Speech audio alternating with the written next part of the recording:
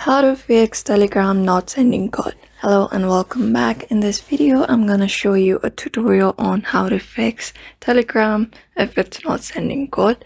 First of all, open your Telegram and log it on the number that you wanna register on. And then logging on your Telegram number. And if you don't get the code, basically what you need to do is go to your settings of your phone and scroll down to apps.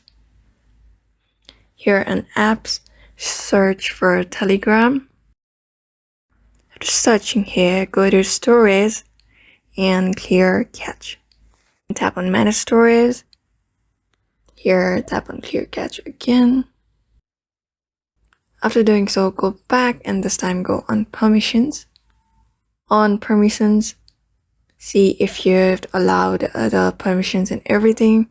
Call, camera, contacts, files, medias, microphone, phone, tap on allow if you don't have it, and get back to Telegram. And after that, if you type your number in, you'll get a code, which means the Telegram not sending code has been fixed on your device. In this way, you can fix the Telegram not sending code on your device. So thank you for watching this video. I hope it was helpful.